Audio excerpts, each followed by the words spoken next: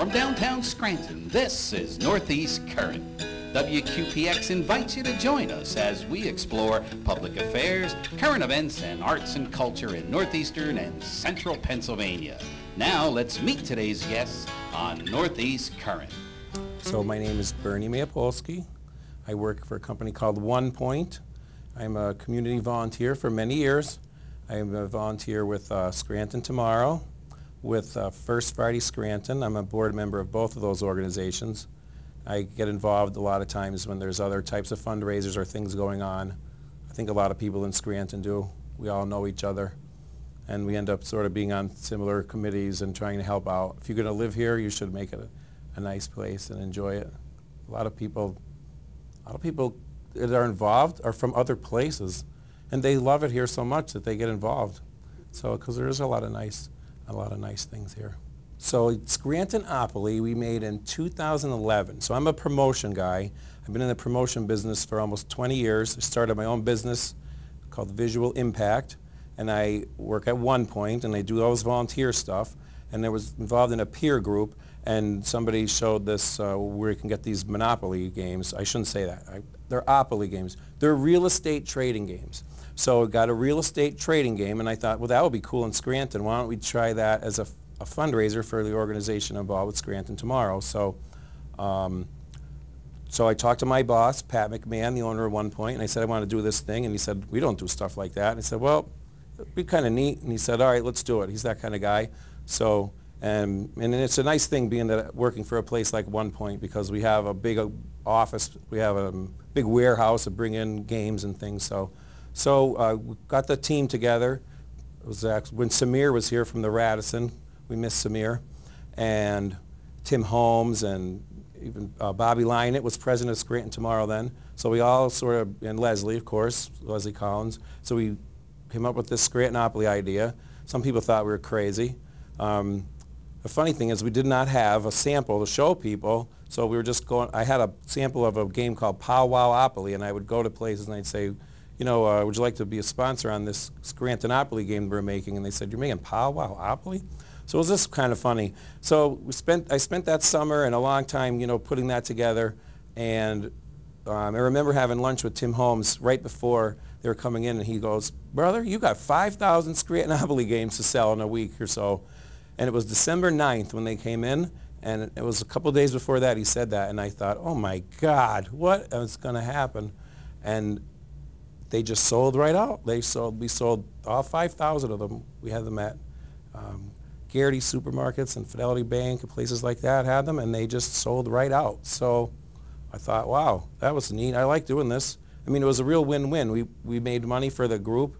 I made a little bit of money, you know. I was able to at least get a bowl of soup or something after it was all said and done. And we made money, a lot of good, you know, money for the group. And then everybody had a fun game, and the sponsors were all happy. So then I did them again. I did them in Wilkes-Barre, Hazleton, Bucks County, Philadelphia, and Lehigh Valley. So those are the different ones that I made over the last few years. I met a lot of nice people, had a lot of fun. And now we're making a trivia game in Scranton, which I took a shot at that last year in Lehigh Valley. And it's just really great to be doing it in Scranton, because when you're in Bucks County and you're in Philadelphia, you just don't know people like you know here. Yeah, so this is what we did in Lehigh Valley last year.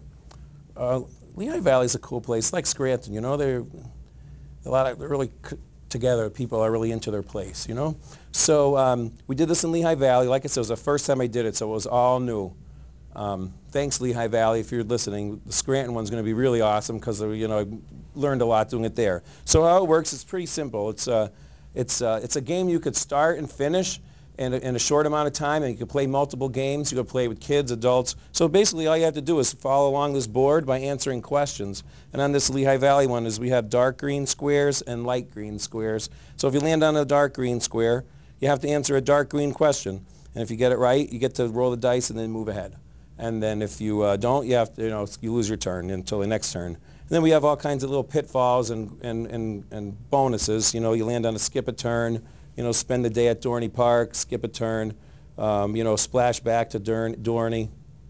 things like that, you know, spend a day at the zoo, but then, you know, go to the Iron Pigs, hit a home run, and it moves you up a little bit. So we'll be doing similar things in Scranton. Our Scranton board is going to be a lot of different things, actually. We'll have, first of all, there's going to be a lot more places because so many people have been interested in this. It's going to be packed with everything. And we're going to have 6 different colors, so it's going to be very colorful. And there'll be categories. There's categories on this one, but they're not listed as categories. They're just all jumbled together. And so there'll be all different categories. And so you'll answer a question and then you move ahead and you're based on, you know, those particular color. But what's going to be extra different is we're going to have money in the game. So if you get a question right, you're going to get a little bit of money. And then you start collecting your money. And then if you have enough money, when you get to another, you know, topic where maybe you're not so well versed in and you'd like to, you know, take another topic, you could roll the dice and get another topic and spend some of your money. And so it seems maybe it's obvious, but some people ask me, the questions are all based on Scranton and Northeast PA. I mean, Lackawanna County, you know, the Scranton area. It's not trivia questions based on anything else. So it's people from Scranton, Scranton in the movies, Scranton in pop culture, you know, stuff about The Office, obviously, but other things too, like The In-Laws, the movie The In-Laws, right? Where are we flying? We're over Scranton. Is Scranton over the water? Stuff like that. You know, Home Alone, where are we going? We're going to Scranton. We're in the Scranton airport. So all kind of things like that will be in it. People, current people, past people, you know, history. So it's not just history, sports. We have a lot of the questions that are already done from the Historical Society, and then we have a lot of other questions. People gave me suggestions, but if you're out listening to this, there's a Facebook page, and you could put in suggestions. It would be great, actually.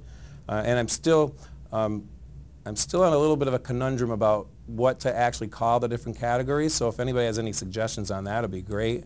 Because some things will overlap, and they'll have to. You know, if I'm going to have, there'll be at least 600 questions, but probably more like 1,000 questions at least. At least. Actually, but the thing is, they'll have to be the exact same amount in each category.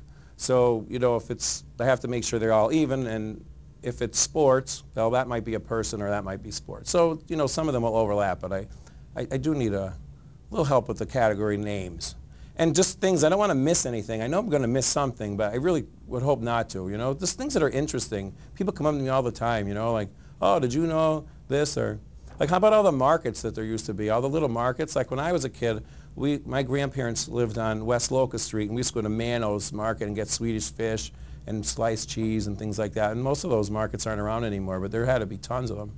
You know, like, God, you could probably almost have 100 questions on the old markets. Yeah, so right now we're looking to get some more sponsors. We have a lot of sponsors. We have great sponsors, but I want to round it out so that we don't have, you know, just the same types. We do have a lot of the most popular places, you know, hot spots, Andy Gavin's and Nina's and The Bog and Ale Mary's, all the cool places that we all know and love and hang out at.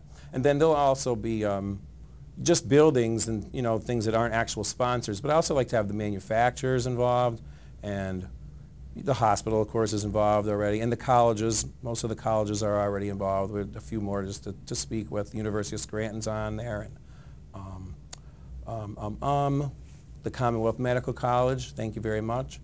And we have the Fidelity Bank is involved. We have custom pieces that are cool. Fidelity Bank has a custom piece. We have the little Nina's Bite Mobiles, a little custom car to drive around on. And then the Heritage Valley Trail will be on it, so that'll be a shortcut somewhere. You know, you just kind of cross the trail and get a short start. But we're looking for just, you know, to round out with more sponsors. And it's more than halfway full. I'd say it's 75% full. But as opposed to a Monopoly game, or I should say a real estate trading game, you only have 40 squares, and so that's all you have. And so this one we could have a lot more. And for the same reason, I can make the rates a lot less. Basically what we do is we don't make any money from the sponsors. We just use them to help cover the cost of making this, so then we could have them for sale, and then we could give the money away, you know, to the charities that are involved. Because it is, I don't think I mentioned that, is a fundraiser for the Historical Society, and it's a fundraiser to help with the events and the celebrations for the Scranton's 150th anniversary. So that's a whole one-year celebration from 2015 until the actual date of the charter, which was in April 2016, Scranton will be 150 years old. so the game is actually a fundraiser for the Historical Society and their efforts to promote Scranton's 150th anniversary, which is April 2016. But the events, there's 1 year of events actually kicked off on April 24th at the mall, and it's going to go for 1 year. So there's different events, and you know, you need money to have different events, fireworks and tents and you name it, things like that. So we're trying to really celebrate, and Scranton looks good for 150 years old, right? 150, that's pretty old. My grandmother's 91. She doesn't look that as good. She looks pretty good, but you know, not as good as Scranton looks. It's a classic. They're both classics. I love you, Graham. And so we're raising money towards that. And what is the sponsorships just helps cover the costs of making the game to produce it, you know, and then it makes the game affordable for the public to buy it. I mean, we're going to make 3,000 of these, right? And so if we make 3,000 custom games and then try to sell them I mean, the games will end up costing $50 a piece. So the sponsors help, and I really think it's a win-win. The sponsors get their name on this board. It's there forever. I mean, it's forever. I try to make them really cheap because I did this before, and you know, it's hard. A real estate trading game or a Scrantonopoly type game, there's only a limited number of spaces. Where something like this, I could have a lot more spaces, and the bigger companies help with the larger sponsorships, and the smaller companies can afford it. So the sponsorships, a basic sponsorship, which you still get a lot, is $495, or I broke it up so you could make 6 payments of $89. So honestly, I feel like, just tell me you think it's a stupid idea if it's not, you know, if you think it's too expensive. I know a lot of people work hard, and I know it's not no money, but I really did my best to make it affordable. Okay, so what the sponsors get is they get their, and our good friend Dan Simmerl Advertising is going to be doing the design. So it's going to be like all cartoony on the board. So you just tell us you want to be your sponsor, and we'll find something like your building, your logo. We'll make it real nice on the board. There's different levels. You know, if you pay more, you get a big spot. If you pay less, we'll have little spots. But everyone will be cool. And then every sponsor gets to put a card inside, because I mean, we don't want to put on here, you know, eat at Joe's and your phone number and your website and everything else. So that goes on a card.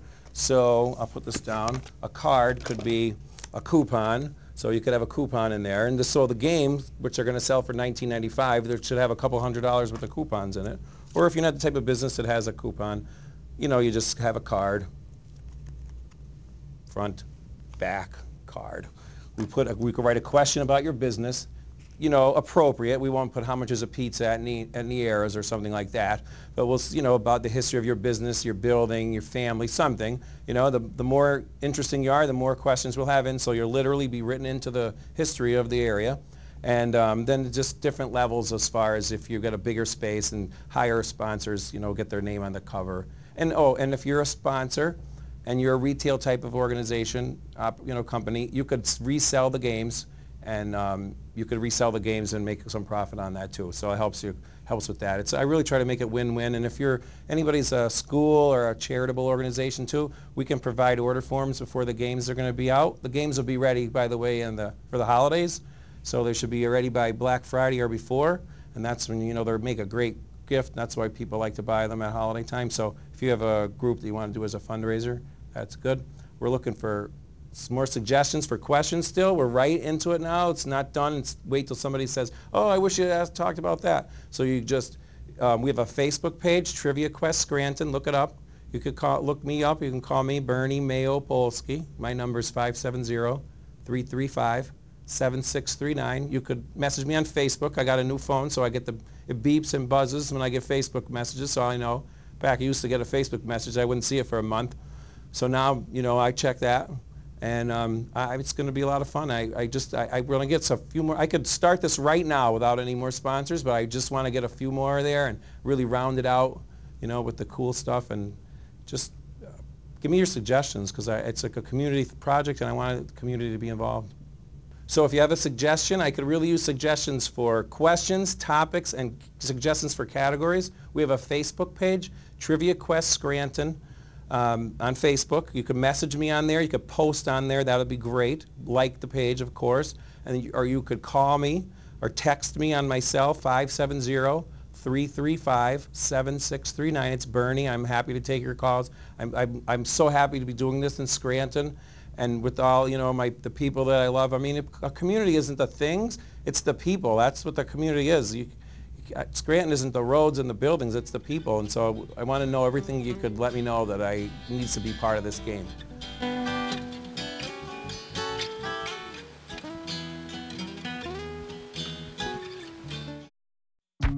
People think I'm trash, but they're wrong. Today I'm just an aluminum can, but one day I could be a stadium.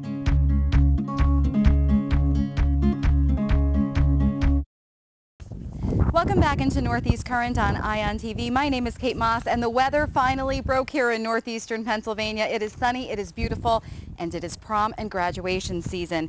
Not only is it prom and graduation season, it's the perfect time for parents to talk about their teens and their underage drinking. The good news is recent reports show that underage drinking continues to decline, and parents are still the greatest influence on their teens' decisions about underage drinking. But many parents still find approaching that subject kind of challenging. And here to help start that conversation is educator and certified parent coach MJ Corcoran. Tell us about the recent drop reported in underage drinking. There's a couple studies that are out that show that underage drinking is at a record low, and the Roper report tells us that parents are still the #1 influence in whether or not our children engage in underage drinking. Do you have tips to open a discussion about underage drinking with their teens? I do.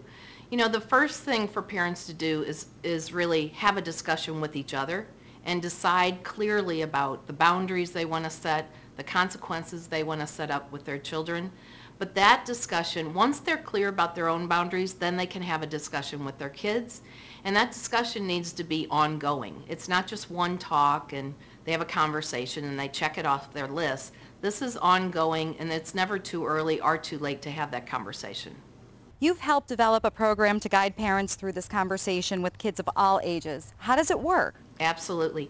Anheuser-Busch has had this family talk about drinking for over 20 years, and in 2011 they contacted me and wanted to refresh the program.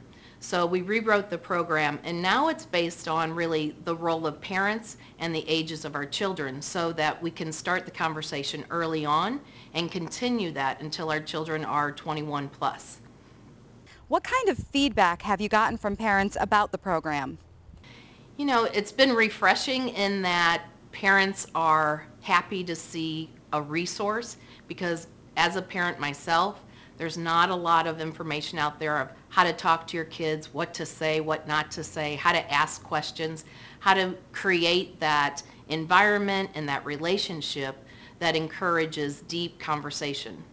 What specific tips can parents implement right away? Yes, the one thing that I think that kids want is to be heard. And so listening without interrupting, without just telling our kids. Most of us as parents want to say, don't do this, do this.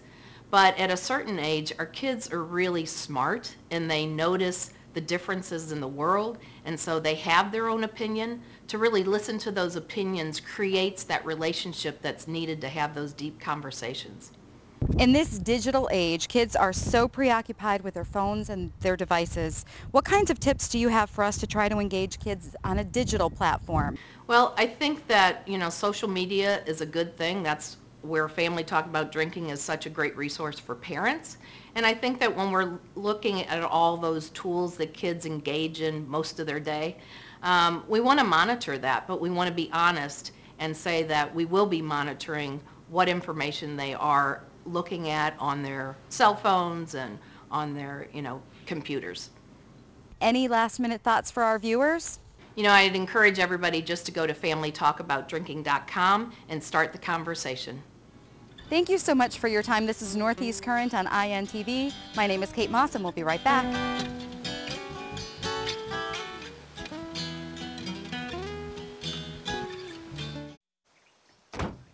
When they test you,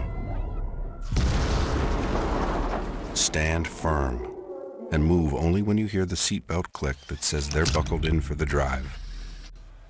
Never give up till they buckle up. Welcome back into Northeast Current on ION TV. My name is Kate Moss, and vacation season is upon us. For the 29 million Americans who have type 1 diabetes, like 21-year-old NASCAR driver Ryan Reed, who is constantly on the road, traveling could sometimes be a challenge. Rather than skipping out on activities or foregoing vacation altogether, the latest technology and advances in diabetes management allows those with diabetes to join their friends without the extra worry of constantly remembering to test their blood sugar. Parents can also keep an eye on kids' glucose levels, whether they're on vacation with them or across the world, thanks to new technology. First off, his first NASCAR XFINITY Series win, and not only the win, but at Daytona International Speedway, Ryan is teaming up with Taking Control of Your Diabetes. Founder Dr. Edelman also provides tips for maintaining optimal blood sugar levels and having fun while traveling with family or friends this spring. As a professional race car driver, Ryan has a hectic schedule, and keeping his blood glucose levels in check is a constant priority. He manages despite the city he's traveling to or the speed that he is racing. Ryan, thank you so much for being here with us. I know that I spoke to you not too long ago on my show on CLNS Radio, Race Talk Live, and we have you back here on Northeast Current. How did you get started in racing, and were you nervous as a diabetic? You know, I started racing go-karts when I was 4, so my mom was not too stoked about that, but nonetheless, I loved, I wanted to be a race car driver since I can remember it, and my dad raced, so that's kind of how I got into it. And you know, I raced, you know, before and after my diagnosis. I was diagnosed with type 1 diabetes at 17, so I was well into my racing career by then. And so, you know, it's pretty interesting now for me to look back and, you know, I can kind of compare and contrast of what it's like to race with and without diabetes. And it's changed quite a bit how I prepare and what I do inside the race car to manage my diabetes while driving a race car. Doctor, talk to us about your organization, Taking Control of Diabetes. Yes, thank you. Taking Control of Your Diabetes is basically a not-for-profit organization that really ties into the topic of today's show, which is educating people how to control their own diabetes. You know, you only see your doctor, you know, every 3 to 4 months for maybe 15 minutes. So diabetes is one of those conditions where you really have to make your own decisions. You know, lifestyle, exercise, what you eat, how much you eat, how much medication to take.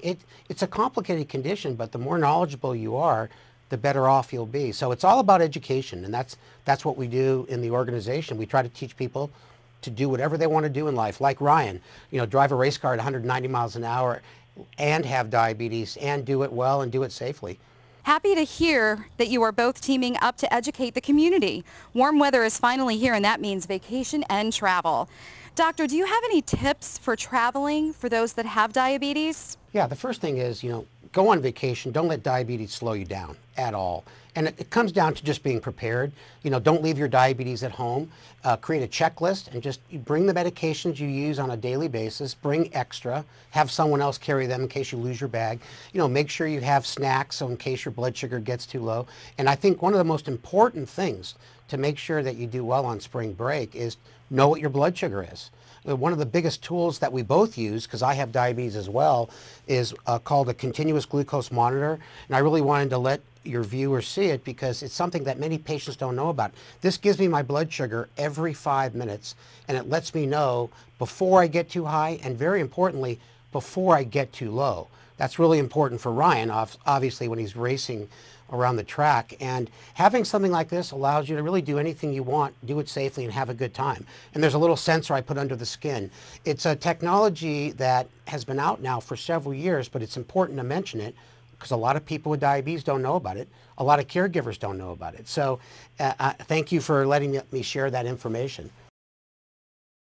Is there a good time of day to make stops when traveling to check blood sugar? Well, you know what? It's good to test before you get behind the wheel of the car. Now, having a continuous glucose monitor, it's not an issue because I get a number every 5 minutes, 24/7. But if you don't have one, and people use the little meters where you prick your finger and you put a drop of blood on a strip, you know, I think it's great to test before eating, 2 hours after eating, and if you're doing unusual activity, probably every 2 to 3 hours. I know that sounds like a lot, pricking your finger a lot, and if you don't have a continuous glucose monitor, then, you know, it's kind of a pain, but you know what? It's worth it. Because if you know your blood sugar's in a safe range, you'll have a much better time on vacation. Ryan, how do you keep your blood sugar levels in check?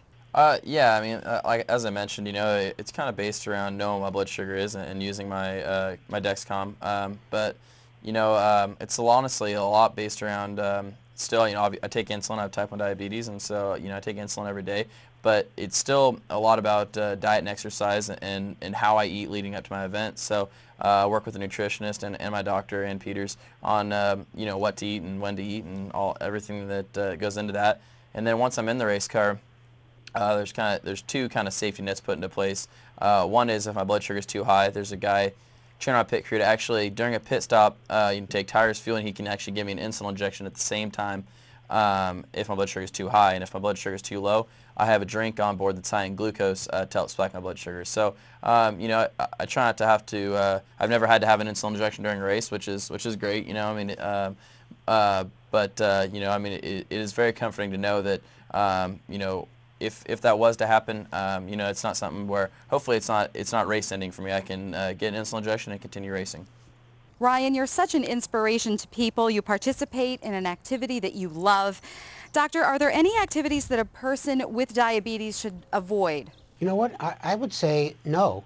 The more crazy stuff you do on vacation, you know, probably the better, you know, you should be informed on your own blood sugar. But there really are no limitations.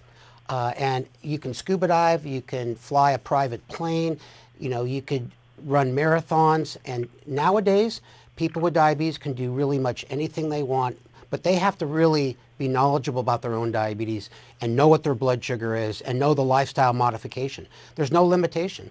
And I couldn't have said that 5 or 6 years ago before the advent of all this new technology. Ryan, you're an inspiration for people that have diabetes. And what would you say to those people that have diabetes that are hesitant to reach their goals? You know, honestly, for me, it's just you know, work with your doctor, but do what you love to do. You know, chase your dreams. Don't let this disease hold you back. You know, I've talked to a lot of people, and they feel like that they're limited because of their diabetes, and you're not. You know, talk about all this great technology and all the advancements. It allows you to do whatever you want, even despite having diabetes. So, you know, I think I'm so proud to be able to be a part of this community and be able to help, you know, spread a positive message despite having diabetes. And it is important to know your diabetes, like you said, you know, because it is something that you have to manage and you have to take care of yourself. But at the same time, if you do a good job managing your diabetes, it's limitless. You know, I mean, you don't have to sit at home because of your diabetes. You can get out there and do whatever it is that you love to do. Ryan, thank you so much for taking time out of your busy schedule to be with us here this morning on Northeast Current. Good luck with your season in the NASCAR XFINITY Series. Thank you, Kate. Thank you. And thank you as well for watching at home. This is Northeast Current on ION TV. My name is Kate Moss, and we'll see you next week. Is my mic on? Somebody could say, you know, Ted's pizza is great, and Ted, you know, poisons everybody with his pizza, so. Some of those drivers that are young are so hot. Like, I'm sorry, they really are. I know. Are we talking now anyway? Yeah. Not like Sunny Rest Nashville, just regular Nashville. Yeah, that's pretty natural. Is this welcome back, welcome in? Do that with my lip all the time? Like a whack job. Wait, my alarm is going off, but don't worry about it. I'm beady-eyed back and forth now. Just saying, just, you know, I'm just an editing dream, just whatever, what do you want me in? Shut up then.